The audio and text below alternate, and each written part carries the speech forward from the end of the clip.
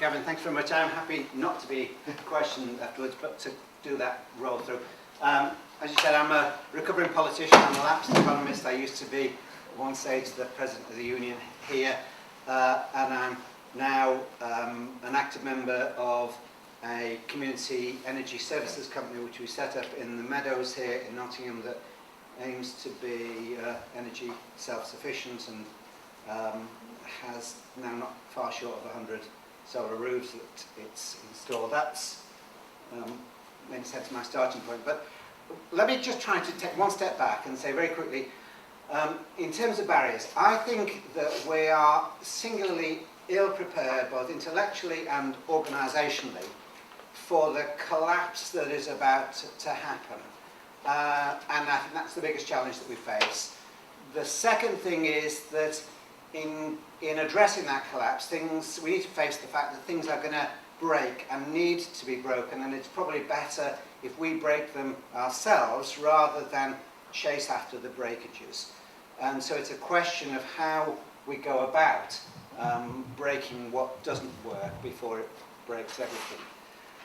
The starting point in terms of intellectual bit, I was tempted to say I'd look at food because of work that at one stage I did with some of the movements in India, in particular one that was called Cremate Monsanto. It's a fairly self-explanatory social movement, but of peasant farmers who were just burning down the GM crop fields that Monsanto was promoting at the cost of the farmers just surrendering their right to save their seeds and having to buy them annually from Monsanto and pay the royalties. Now, when I asked them why they did this, when they were really piss poor, and if anyone had the right to say it's a compromise we had to make, they had. And they said, listen, the trouble with you lot in the north is you just don't understand the accounting terms for life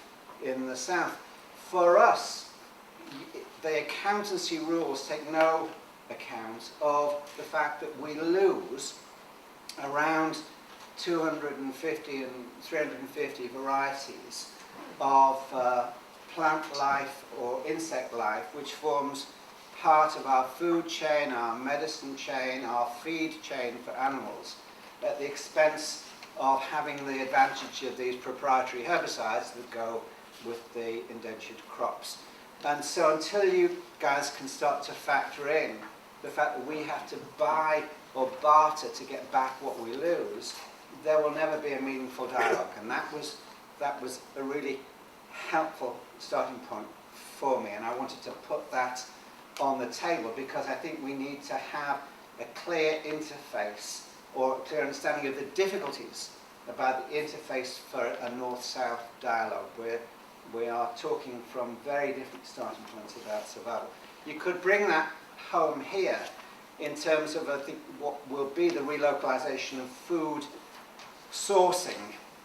And actually in Nottingham there's a really good example of that in the city hospital, where the catering manager, lovely man called John Hughes, just when he came in decided that he could save the hospital about £1 million and just by throwing out the cooked chilled food suppliers, and then £250,000 a year in running costs by shifting to sourcing hospital food from a consortium of what was initially 250 and I think is now about 350 local farms in the locality of Nottinghamshire, Derbyshire, Leicestershire, Lincolnshire. And in the process, cutting food miles down by 9/10 and doubling nutritional standards. And that came out of a willingness to break from the big corporate contractual deals that had conveniently supplied fast food of poor quality in what is a poor quality nutritional agenda. So that's, in a sense, the localization of the food stuff.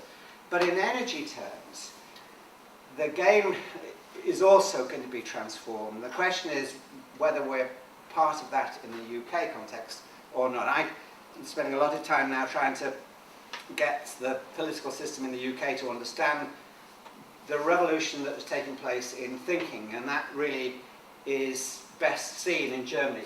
Actually, these figures are already wrong. Germany doesn't have 43 gigawatts of installed renewable energy. Now it's 60 gigawatts. But 60% of this is owned by households and communities. And in the last 4 years, Germany has moved from an energy system in which there were 4 suppliers to one that now has over 2 million suppliers. And that the key on this is that the ownership of energy has changed. The energy companies now only own 13% of new energy generation in Germany. And so our co-ops, our social movements in the UK that talk about should we go for shifting our energy contracts from one contractor to another, these are dead in the water ideas. And those people who say, you know, swapping is a really good idea, I say, yeah, it's a bit like saying people should have a choice. Would you prefer Fred West or Rose West? Because they're not in the business of looking after your well-being. The nature of the game is corrupt. And yet there's a fierce battle taking place at a national level to saddle the UK with a forthcoming energy bill that will be as regressive and closed and exploitative and dysfunctional as the system that we have at the moment. So we, I think, have to up our game, and that's the point that I want to end on. What's happening in Germany is probably best addressed in a small village called Schönau, just outside Freiburg. In the mid-80s, after the Chernobyl disaster, the population there were really pissed off about the disaster and the ethical unacceptability of a society that was dependent on unsustainable nuclear power, and they wanted out. They went to the energy companies, they said, we'd just like to buy non-nuclear electricity, and the energy company told them to push off. It was probably the worst decision they made, because the community then went away.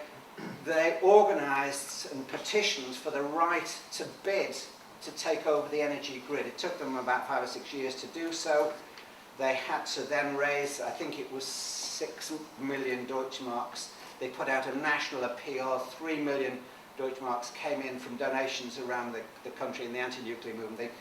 They ended up taking over the grid, and they now supply something like 125,000 households and businesses with clean electricity around Germany. It became the benchmark of a movement that is taking place in Germany called Energiewende, where that transition is to a radically decentralised approach to the ownership of the grid. And in the last year, some of the energy companies that felt that they had an everlasting monopoly on the rights of owning the grid found that they were losing contracts, and people were selling non-consumption. And this takes a lot of getting your head around in the UK, because all of our thinking, including that of the Climate Change Committee, premise the future economic recovery or growth or whatever they want to call it around a notion that it is inextricably linked to increased energy consumption. Germany is a wonderful example of beginning to move in the opposite direction. It's been the only economy that has been growing in Europe for the last few years. It grows at 3% a year, and in the last 2 years it has done so on the basis of reducing its total energy consumption by 5%. And why are they doing that? Because they're using smart technologies to look at balancing mechanisms, to look at interdependencies, to look at ways in which citizens can become contributors to energy security rather than just consumers of it.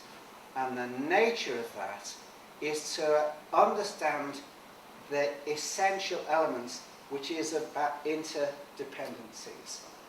I happen to live in a really nice eco house that we built just a couple of 100 metres from here. And it's great, it's really good fun to live in, but the truth is that is not going to save the planet. What will save the planet and change the world is when we understand how interdependent we are and how the future only holds out collective solutions. And those solutions, I think, are about the re-socialisation of the ownership and the responsibilities of living more lightly and finding security collectively in the turbulent decades ahead. Thank you, Alan. So some interesting points there about building sort of virtuous circles that hit multiple goods simultaneously, the example of the City Hospital, and an important message about building understanding of interdependency. Before I move on, are there any sort of questions for Alan that are really sort of questions of clarification or? Yeah, Alan, we're always very impressed by Germany, and it seems to be something that seems so far away from where we are here. And when I've spoken to Germans, they say we've got to remember the really big battles in the 1970s and the 1980s to make the energy companies act this way and to make the state supportive. It wasn't the state doing it from above because it was doing the right thing. It had to be made to do it by social movement activism, particularly the German Green Party. Could you reflect a bit about sort of the social struggles that led up to this wonderful situation they're at in Germany, and does that give us some suggestions as to the sort of activism we've got to develop in Britain to get rid of the big six and make this happen?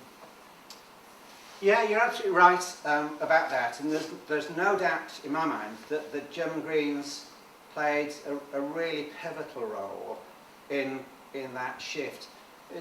I did quite a lot of work with Hans-Josef Fell, who's one of the Green German MPs to this day, and his counterpart in the SPD, a guy called Hermann Scheer, who's now died, and they, between them, ganged up to introduce a change in the framework of energy support systems. So they introduced what we now have a sort of a pay limitation of, which is feed-in tariff payments.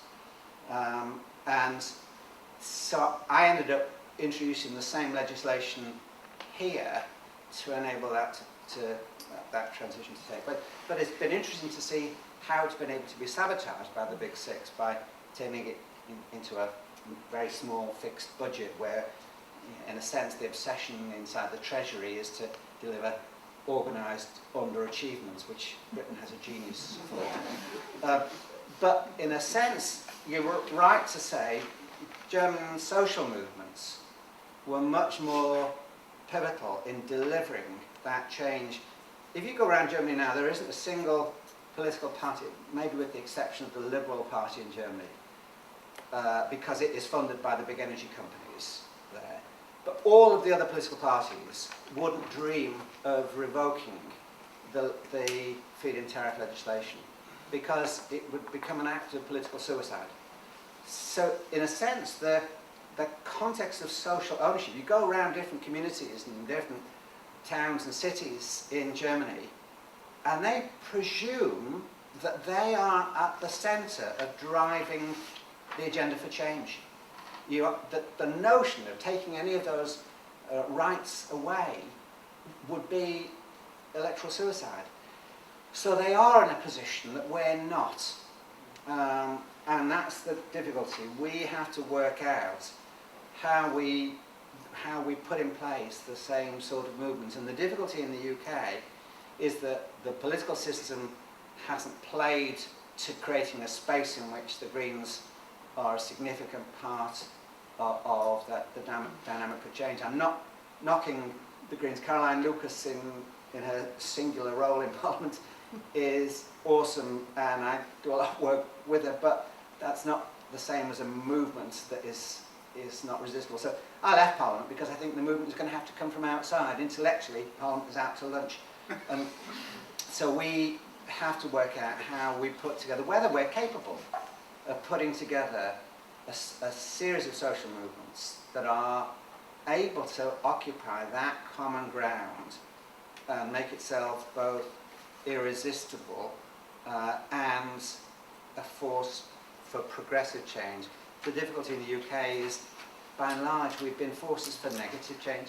It's that we will resist things, but we lost the capacity, the intellectual capacity to stand for something better.